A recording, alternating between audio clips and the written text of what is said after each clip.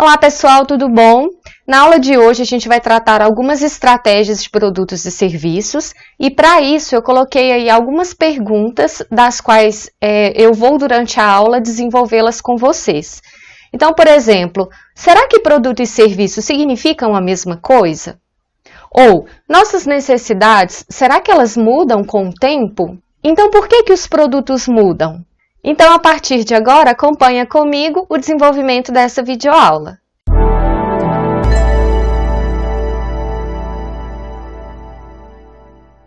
Bom, respondendo aí uma das primeiras perguntas que eu acabei de fazer, eu tenho aí o que é produto e serviço. Produto nada mais é do que o objeto principal das relações de troca, que pode ser oferecido no mercado para pessoas físicas ou jurídicas, visando proporcionar satisfação a quem o adquire ou consome. Então, as pessoas satisfazem suas necessidades e desejos através desses produtos ou também através dos serviços. É através da oferta pelas empresas e da demanda por nós, consumidores, clientes.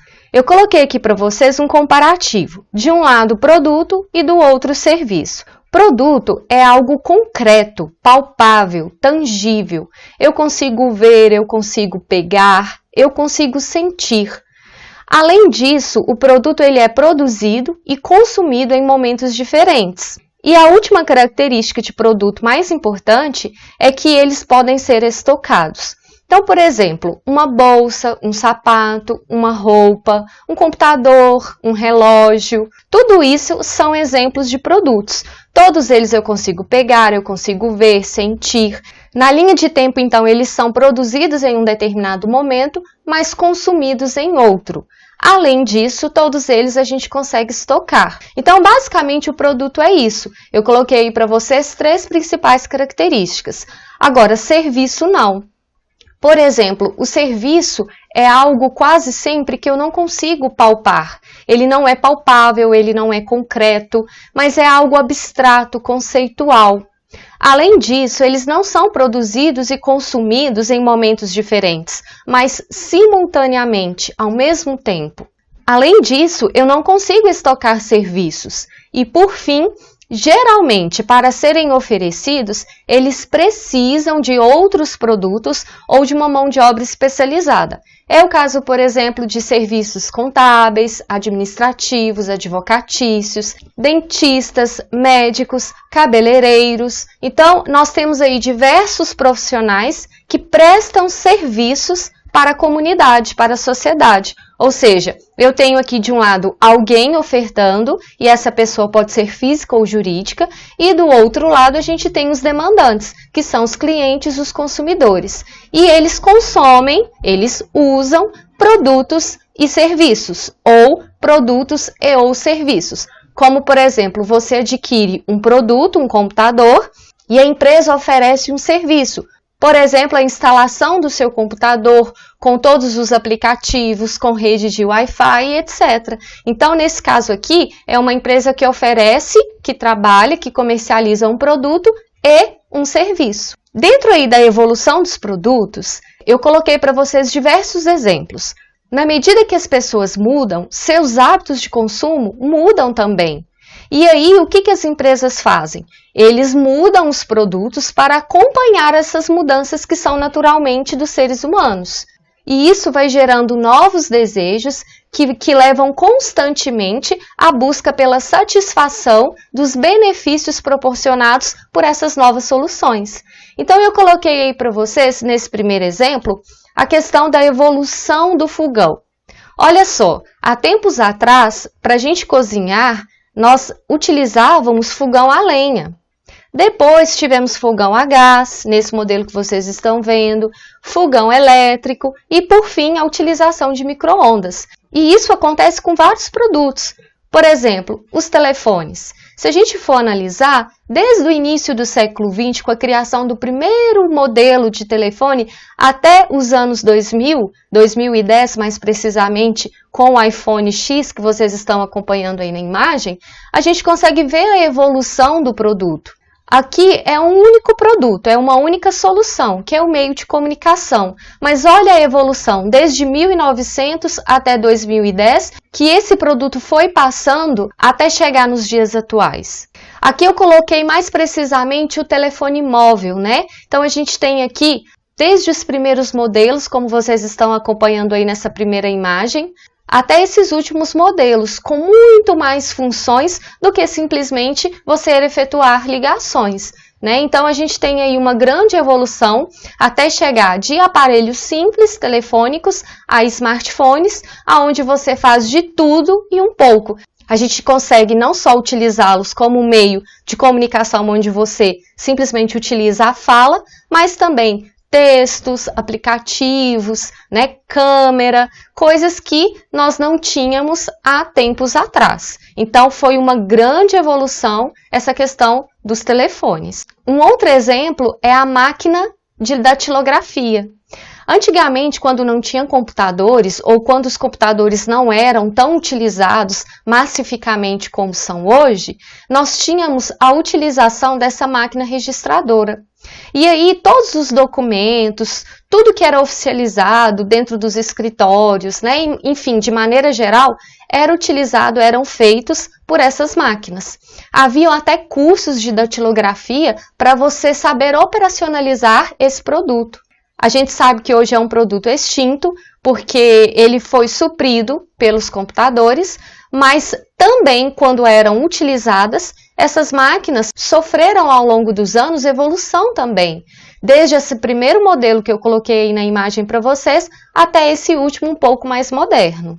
Aqui nessa imagem a gente consegue ver a grande evolução que os computadores tiveram.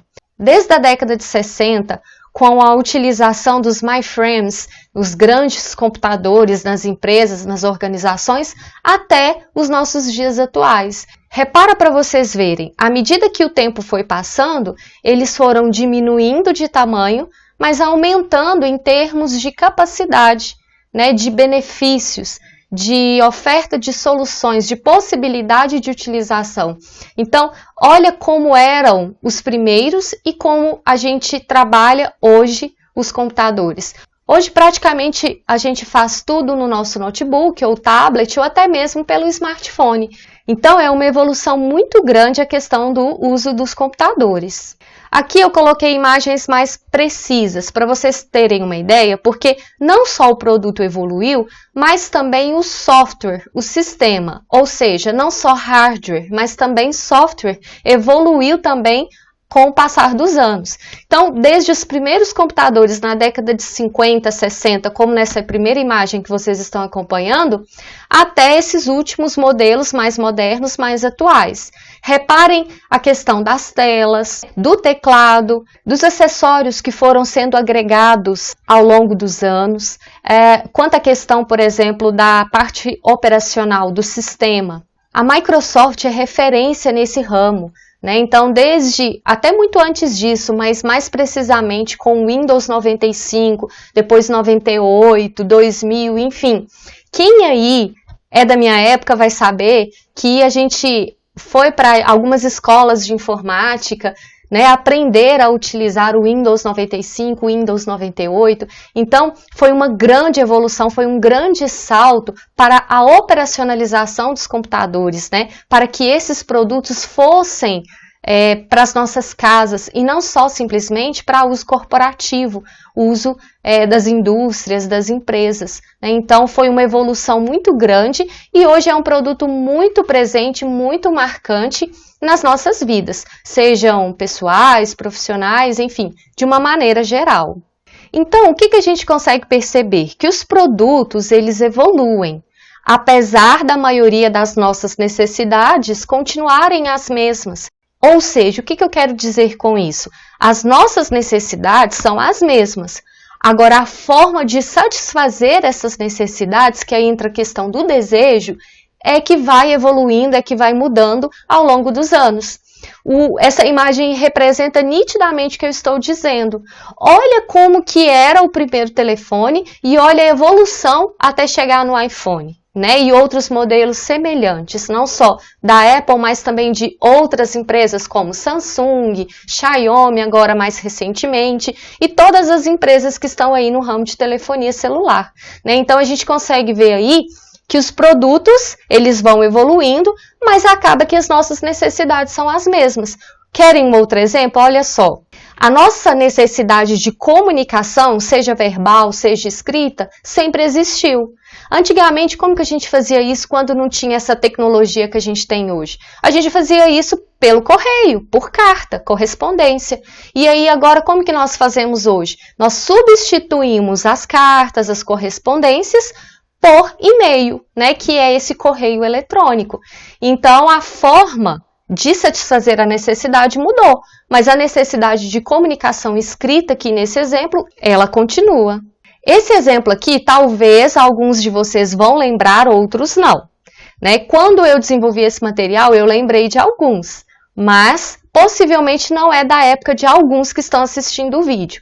Por exemplo, quando eu fiz faculdade, eu utilizei bastante disquete, que é essa primeira imagem que está aí para vocês. Principalmente esse último aí, esse azulzinho, que é um pouquinho menor. O que a gente fazia para apresentar trabalhos? A gente fazia em casa lá o trabalho no computador, salvava no disquete e levava esse disquete para a escola, para poder apresentar o trabalho, enfim, imprimir, né, também. Esse foi um produto extremamente frágil. Então, assim, pelo menos comigo, aconteceu diversas vezes, não sei com vocês, de eu chegar lá, por exemplo, para apresentar o trabalho e o disquete simplesmente não abrir. Então, assim, era uma possibilidade de você transportar um arquivo de uma maneira física, mas não era 100% eficaz, né? Porque começou a dar esses probleminhas, digamos assim. Então, eles foram substituídos naturalmente pelo CD e posteriormente pelo DVD. Só que no início, os CDs e até os DVDs, você gravava uma única vez. É lógico que depois também esses produtos evoluíram, aí você conseguia regravar. Mas aí, para a gente que era meros estudantes, muito sem questões, né, financeiras favoráveis, digamos assim, ficava complicado, aquele tanto de trabalho, para cada trabalho você ter que comprar um CD. Então, também foi uma época que a gente utilizava, mas não era algo assim, digamos, 100% eficaz. Até que depois surgiram os zip drives, que aí era um pouco melhor do que os disquetes, do que os CDs em termos de capacidade, de armazenamento e de segurança. Depois vieram os cartões de memória, que aí também aumentaram um pouco a capacidade, mas também diminuíram na questão do tamanho. E aí, mais a realidade de muitos de vocês, a questão do pendrive, HD externo portátil, e hoje, basicamente, a gente quase não utiliza esses recursos físicos, né? Muitos de nós utilizamos a questão de armazenamento em nuvens, né? De você salvar, ter a possibilidade de salvar os seus arquivos nas nuvens, com a utilização, por exemplo, do Google Drive ou do Dropbox ou de qualquer outro recurso aí que nós temos acessível no mercado para essa finalidade. Bom, aqui nessa imagem eu só quis colocar para mostrar para vocês o seguinte. Assim como os telefones, mas os computadores também, que eu mostrei para vocês, à medida que o tempo foi passando, eles foram diminuindo de tamanho, mas aumentando em termos de capacidade, em termos de eficiência e até de oferta de solução. Isso também aconteceu com essa questão dos disquetes, dos CDs, zip drive, cartão de memória, pendrive, etc. Olha só, para vocês terem uma ideia, o disquete, que foi o primeiro que eu mostrei lá para vocês, você só conseguia colocar um arquivo de 1,44 megas. E hoje a gente tem pendrives disponíveis no mercado de 512 gigabytes. Então, olha a evolução do produto, né? A gente consegue ver uma nítida evolução do produto e na oferta dessa solução. Assim como os produtos foram evoluindo com o passar dos anos, as empresas tiveram que mudar também as embalagens, as marcas, enfim, todo o processo de comunicação, todo o processo de marketing da empresa. Então, aqui eu coloquei um exemplo da Coca-Cola, uma garrafa, né, do produto datada de 1899 até o ano de 1994, que é essa última versão da qual a gente utiliza até hoje esse formato. Olha para vocês terem uma ideia de como a embalagem, não só no formato, mas na utilização do material, né, produzido, do rótulo, da questão da rotulagem. Enfim, são várias características que a gente consegue perceber que o produto foi evoluindo. Assim como a Coca-Cola, nós tivemos aqui também uma evolução da embalagem do produto com o creme de leite da Nestlé. A primeira lata de 1946 até a última de 2006, que é a utilizada até os dias atuais. Olha só para vocês verem a evolução até do nome que vai no rótulo do produto. Creme de leite Nestlé, em 1946, até creme de leite Nestlé, mas de uma maneira totalmente diferente, né? Utilizando aí a logo da empresa, símbolos, cores, litografia bem mais atrativa. Então, a gente consegue ver uma grande evolução da embalagem desse produto, que vem acompanhando aí também a modernização da sociedade. Interessante a gente mencionar também Toddy e a Nescau. Então, nessas primeiras imagens, a gente consegue ver a primeira lata de Toddy até a última versão que a gente também tem no mercado. Para vocês terem uma ideia, só apenas a título de curiosidade, Toddy, no início da comercialização do produto, era comercializado em farmácias e eles tinham como finalidade a venda para pessoas que tinham intenção de engordar. Era como se fosse um suplemento alimentício, né? Depois veio o foco nas crianças e depois foi mudando aí a campanha ao longo dos anos. Então, a gente tem aí uma evolução também, não só da embalagem, mas também até do produto. Com a Nescau também não foi muito diferente. A primeira versão de 1932 até essa última versão, que é de 2007, onde a gente vê a evolução da embalagem, do formato, das cores, da logo, de todos os elementos gráficos, não só da embalagem, mas de todo o processo de marketing da empresa. Então, a gente consegue ver aqui, com esses exemplos, a evolução dos produtos. Mas não só os produtos, como eu disse, mas todo o processo de marketing da empresa também evolui. É o caso, por exemplo, das empresas que evoluem e vão modificando à medida que o tempo vai passando, que vai tendo a necessidade, a questão da logo, né, dos logotipos, das marcas da empresa. Então, olha só, aqui a gente tem alguns exemplos de empresas que foram modificando a sua logo com o passar do tempo. Então, olha só, no início, a versão da logo da Pepsi lembrava muito a da Coca-Cola. Olha como modificou até chegar nessa versão que a gente conhece, né? Então, as marcas também acompanham esse processo evolutivo. Apesar das necessidades, então, serem as mesmas, a forma de atendê-las é que mudou completamente. Assim, então, o que é necessário? A gente sempre cuidar dos produtos atuais, ou seja, buscar sempre a questão de sustentá-los no mercado para que eles permaneçam e ganhem vida, né?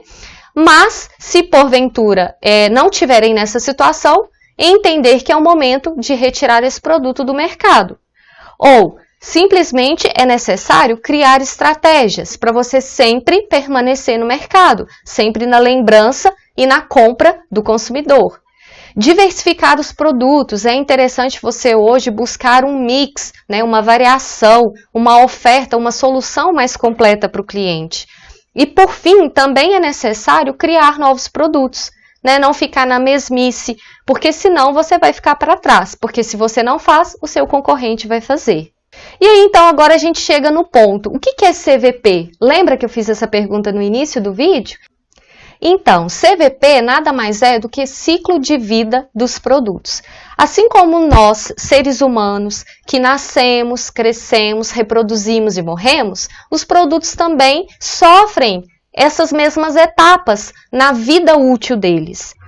Assim como um exemplo que eu dei da questão da máquina de datilografia. Se ainda existe o produto, é porque é daquela época que a pessoa guardou. Às vezes, muitas delas ainda são possíveis de utilização, mas assim, não se fabrica mais, né? Hoje elas foram totalmente substituídas, ou seja, foi um produto que nasceu, cresceu, desenvolveu, teve seus louros, mas acabou morrendo, saiu do mercado. Então, assim, todo produto, assim como nós seres humanos, é passível de passar por todas essas fases. O bom, o legal é não chegar na última, né? É permanecer e ficar por muito tempo no mercado. Mas pode acontecer sim, do produto realmente sair, declinar, morrer e deixar de ser comercializado. Então, olha só, o que é o ciclo de vida do produto? É um modelo utilizado para acompanhar um produto ou marca desde o seu desenvolvimento até a saída do mercado, passando pelo lançamento, crescimento junto ao público. Foi uma proposição de Theodor Levy, que foi um economista alemão que morava nos Estados Unidos e trabalhou a questão do CVP em Harvard. E aí, a partir dos estudos dele, foram se aprimorando novos conhecimentos e agregando cada vez mais valor em cima desse conhecimento. Então, hoje, ele se caracteriza pela definição de 5 diferentes estágios, começando desde o desenvolvimento do produto até seu declínio, a sua retirada, a saída dele do mercado. Então, olha só, no gráfico a gente consegue ver o CVP, desde o desenvolvimento, que é essa fase inicial, ao lançamento dele no mercado, a introdução, todo o processo de marketing e divulgação, quando ele começa a crescer, a ficar com uma concorrência mais acirrada, até que chega num ponto que se estabiliza, e alguns deles entram na última fase, que é aquela fase de declínio, onde esse produto simplesmente morre. Então, eu vou acompanhar agora com vocês cada uma dessas fases, ok? Então, a primeira fase é a fase do desenvolvimento. Ela ocorre muito antes da introdução de você colocar o produto no mercado.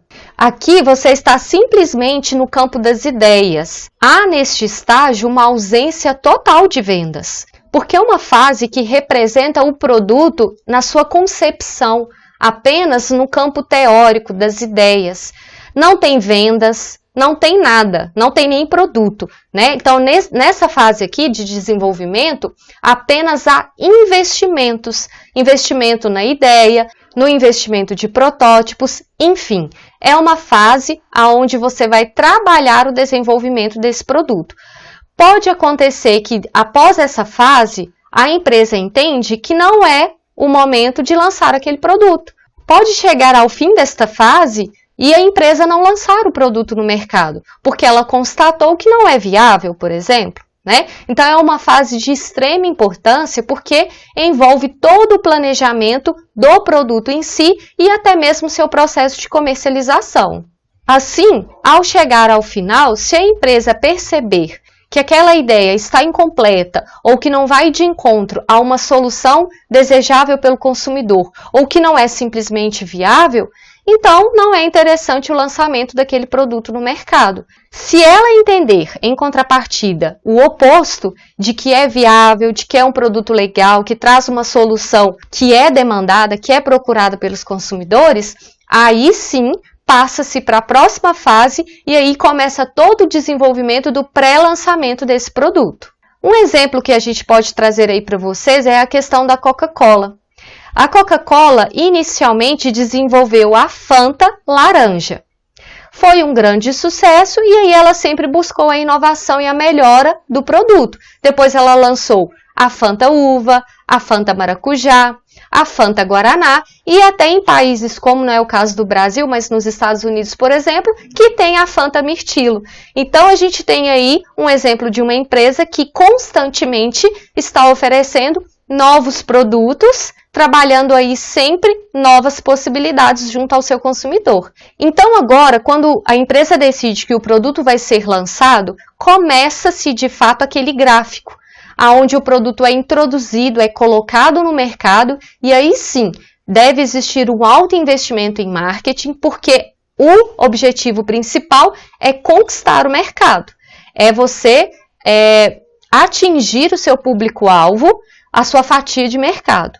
Então aqui, nesse momento, o crescimento é baixo. Por quê? Porque vende-se muito pouco. O produto não é conhecido ainda. Então, praticamente não tem lucro. As vendas são muito pequenas. Mas é a partir daí é que vai sendo desenvolvida estratégias de marketing para que esse produto seja conhecido e, a partir do momento, demandado. Quais são as características dessa fase? O crescimento nas vendas, então, é lento, o lucro é praticamente nulo ou negativo, altas despesas com distribuição, necessidade de ações promocionais, preços mais altos e relutância do consumidor em mudar comportamentos estabelecidos. É aquela questão, tudo que é novo, no início incomoda, no início eu não quero, mas um foi, utilizou, gostou, comentou, outro foi, fez a mesma coisa, enfim.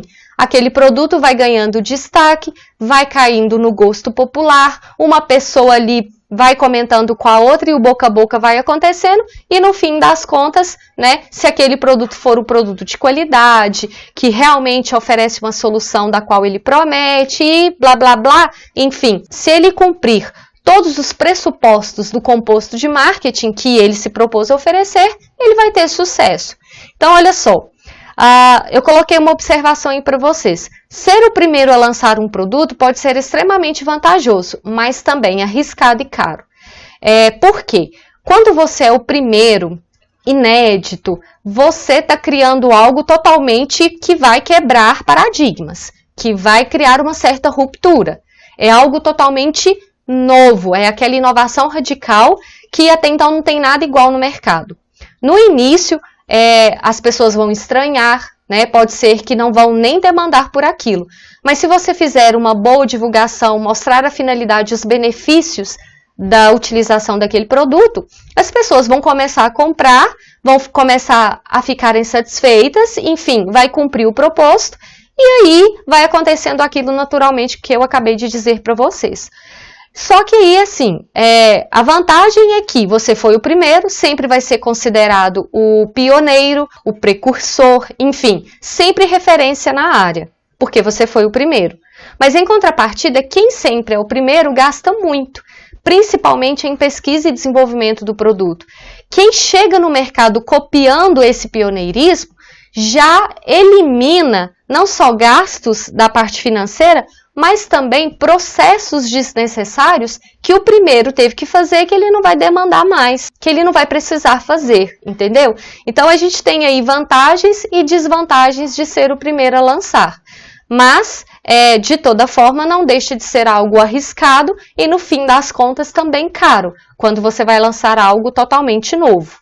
Na fase de crescimento, o produto ele alcança um nível de aceitação no mercado e aí as vendas começam a se tornar mais previsíveis. É nesta fase em que há uma rápida aceitação do mercado e uma grande melhoria dos lucros. Então aqui a gente até dá um passo atrás com a questão do investimento em marketing, porque o produto já começa a vender por si só. Né? Já está conhecido, já está sendo demandado, então as vendas realmente começam a aparecer e principalmente a questão do lucro. Quais são as características desta fase? As vendas crescem com muita rapidez, os preços permanecem constantes ou até caem, porque aí a questão da diluição do custo, né? Surgem muitos concorrentes, é claro, se está dando certo, se o produto está crescendo, está tendo sucesso, vai ter concorrência. O custo unitário do produto cai mais rápido do que a redução do preço. Os custos promocionais também vão diluir sobre o volume das vendas. Então, aí a gente consegue ter um retorno melhor. Introduz-se novas características do produto. Então, aqui é o momento de você pensar numa melhoria, né, numa fase 2 do seu produto. E, por fim, expande-se o número de canais de distribuição. Então, são características marcantes desta fase. Na fase seguinte, o produto ele para de crescer. Ele chega numa zona que a gente diz de maturidade. Ele encontra-se saturado no mercado.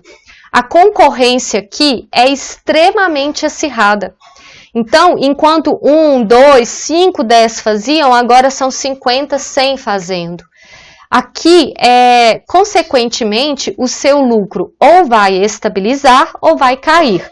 Lembra que eu falei para vocês da questão de ser pioneiro no mercado? Se você tiver sido pioneiro, a primeira empresa a desenvolver aquela solução, possivelmente aí é o momento da vantagem, né? Você utilizar isso a seu favor. Caso contrário, se você for só mais um, apenas mais um no mercado, aí vai ficar difícil você se manter. Quais são as características desta fase do ciclo de vida do produto? A taxa de crescimento cai, como eu falei para vocês, vai desacelerar, tornando-se nula e depois declinante.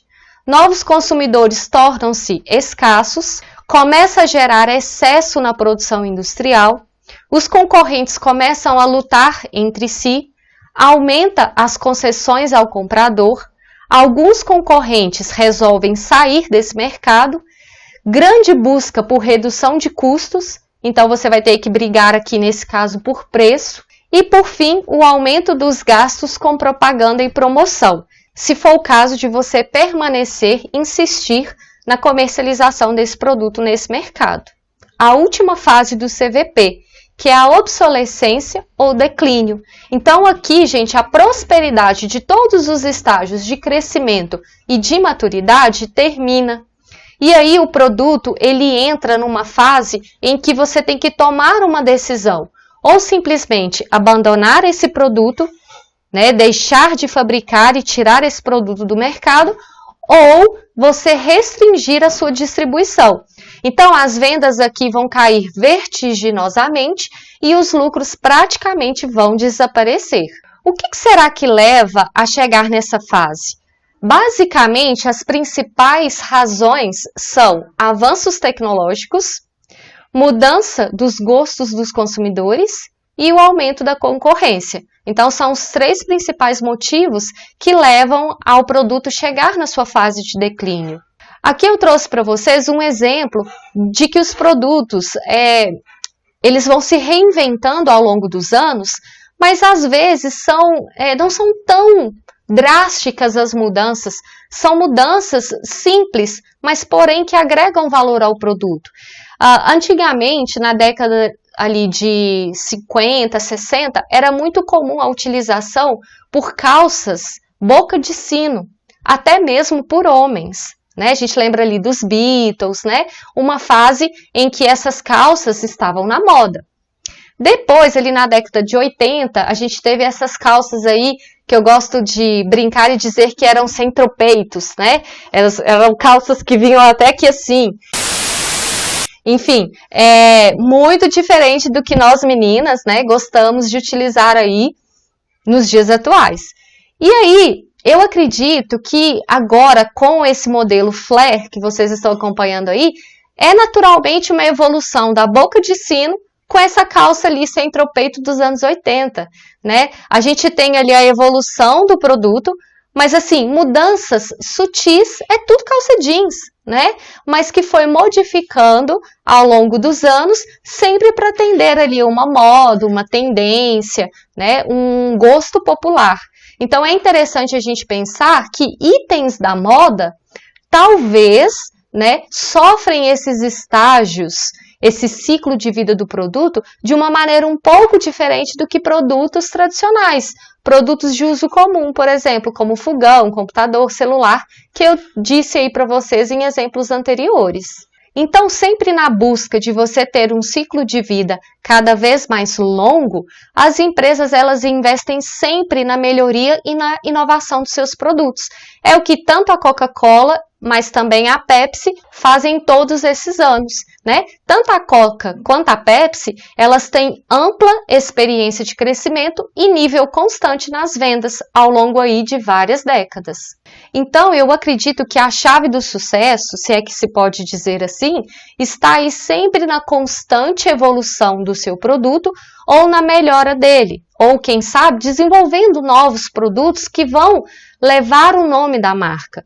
Então, nessa estratégia de desenvolver novos produtos, a gente tem que pensar em alguns pontos. Por exemplo, necessidade e desejo do consumidor, recursos a serem utilizados. Será que a empresa tem recursos de produção e recursos financeiros para investir num novo produto? Mercado a ser trabalhado. Às vezes, o mercado que você quer atuar está muito longe da sua realidade. ou simplesmente uma tecnologia disponível. Será que você tem acesso à tecnologia que você precisa? Não só fisicamente, mas também em relação a isso? Então, enfim, quando a gente vai elaborar uma estratégia para um novo produto, a gente tem que analisar alguns pontos, né? Como esses exemplos que eu acabei de colocar aí para vocês. Além disso, é também importante a gente conhecer a demanda esperada, ou seja, é bom fazer um levantamento das informações de mercado. A distribuição logística, né? Às vezes o produto é ótimo, de excelente qualidade, ótimo preço, mas você não consegue colocar o produto naquele mercado. Às vezes é de difícil acesso. A gente sabe que no Brasil, a utilização do modal rodoviário representa mais de 60% de tudo que se transporta no país. Se você busca uma região onde você vai utilizar, além do modal rodoviário, mas também um barco ou uma barcaça, porque há água durante o trajeto, e aí sim, depois a questão do caminhão. E essas estradas, como que são? Será que é de fácil acesso? De fácil transporte? Enfim, a gente precisa conhecer o método da utilização logística que a gente vai utilizar, porque às vezes você está com tudo na mão, mas não consegue colocar o produto na mão do consumidor, digamos assim, né? A capacidade de produção da empresa, como eu falei também, e por fim, a necessidade do retorno sobre o investimento realizado. Às vezes você coloca um rio de dinheiros desenvolvendo aquela nova ideia, lança no mercado, o concorrente vem, copia automaticamente todo aquele investimento que você fez, meio que ficou por terra, porque aí a concorrência entra junto com você praticamente, você arca com tudo o que foi gasto sozinho no desenvolvimento da ideia e acaba que esse retorno vai ser bastante demorado, né? Vai ser bem a longo prazo e aí talvez não seja interessante. Então, ao desenvolver um novo produto, basicamente a gente tem uma ideia, a partir desta ideia a gente vai selecionar ali o que é viável ou não, desenvolver e testar essa ideia escolhida, desenvolver a estratégia de marketing com base no desenvolvimento do teste do conceito, analisar o negócio, desenvolver o produto, testar no mercado e aí, por fim, comercializá-lo. Então, o desenvolvimento de um novo produto, ele vai passar no mínimo por essas fases que eu coloquei aí para vocês. E por que então que os produtos fracassam? Se tem todo um planejamento, há toda uma análise por trás, lança-se o produto, faz divulgação, busca estratégias e ainda assim fracassam. Bom, os estudiosos colocam que pode ser por vários motivos. Por exemplo, a ideia pode ser imposta. Né? Um alto executivo lá, por exemplo, fala, não, é para fazer, é produzir, é para colocar no mercado. Ou, faz-se um estudo e superestima demais aquele mercado. E aí, no fim das contas, não era tudo aquilo que eles imaginavam. Pode ser também por um mau projeto, talvez não fez um bom projeto ali, não analisou tudo que precisava, né? Posicionamento incorreto no mercado. Você achou que atenderia um público, mas não era com aquele perfil que você teria que trabalhar. Custo de desenvolvimento, às vezes, muito alto e aí muito a longo prazo esse retorno. E reação muito forte da concorrência, como esse exemplo que eu dei anteriormente para vocês. Agora, por fim, eu queria que vocês imaginassem comigo um cenário hipotético. Com esse cenário hipotético, vocês vão ter uma ideia, então, da aplicação e do entendimento desse CVP. Então, vamos lá? Por exemplo, Dona Maria é dona de casa e sempre teve o costume de fazer bolos e salgados para receber seus filhos e netos em sua casa. Tudo é feito de forma artesanal e Dona Maria faz por prazer ao receber visitas em casa e para ter um lanchinho à tarde. Com o incentivo dos filhos, para aumentar um pouco a renda da família, Dona Maria começa a vender para alguns vizinhos e o pessoal do bairro seus salgados e seus bolos. Então aí, quando ela decide comercializar o que ela faz, a gente diz que ela está na fase de introdução do produto no mercado. Então ela começou ali aquele gráfico que eu mostrei para vocês. Por serem produtos caseiros e fresquinhos, houve uma boa aceitação dos seus consumidores. Os seus produtos começaram a ficar famosos na vizinhança e aí a Dona Maria começou a vender mais salgados e mais bolos. Então, a gente vê naturalmente um crescimento, ela não está mais naquela fase de introdução. Pessoas começaram a procurar pelo produto dela e aí houve, nesse caso aqui, um processo natural de divulgação, porque é algo local, vizinhança, enfim. E aí ela conseguiu atingir o próximo nível, que é a fase de crescimento do produto dela, do negócio dela. Depois de um certo tempo, a Dona Maria estabeleceu então a sua clientela e, consequentemente, a sua produção. Então, quando ela chega nessa fase, a gente diz que ela atingiu uma certa maturidade do negócio dela. E aí, um belo dia, foi inaugurada no bairro uma padaria que oferecia uma boa variedade de pães, bolos, salgados, buffet de café da manhã e lanches. Isso fez com que as vendas de Dona Maria despencassem. Então, o que acontece aqui? Indícios de que ela está entrando na fase de obsolescência ou declínio. Veio um concorrente muito forte, né? E aí, a partir disso, ou ela se preparava para essa nova realidade, e aí ela teria que reinvestir o negócio dela e pensar, talvez, em novas formas de produção e comercialização do produto, ou ela teria que analisar e dar um passo atrás, né? Como eu disse para vocês, permanecer ou sair. A gente precisa saber se realmente a gente vai continuar no negócio, investindo nos produtos, ou se realmente a gente fica, né? Aí dá um passo atrás, enfim, desiste do negócio ou de alguns produtos. E aí, o que aconteceu com a Dona Maria?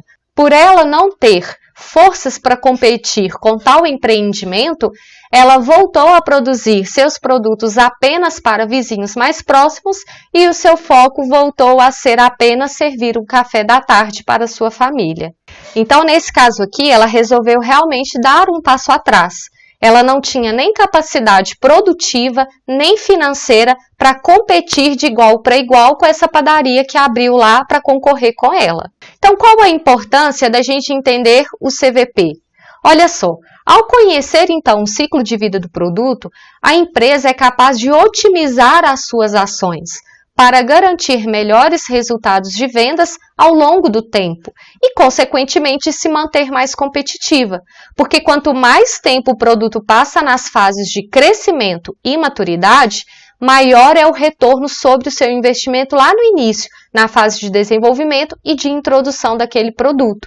Então, com isso, entendendo que fase seu produto se encontra, você consegue estabelecer ações, estratégias, diretrizes que vão nortear o rumo do seu produto e, consequentemente, do seu mercado, né? Da sua marca, do seu negócio. Então é isso, pessoal. Basicamente, essa era a aula de hoje.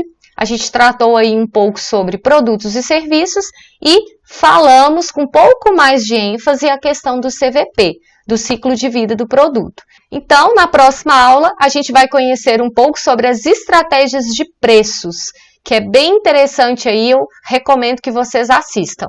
Então, até a próxima aula.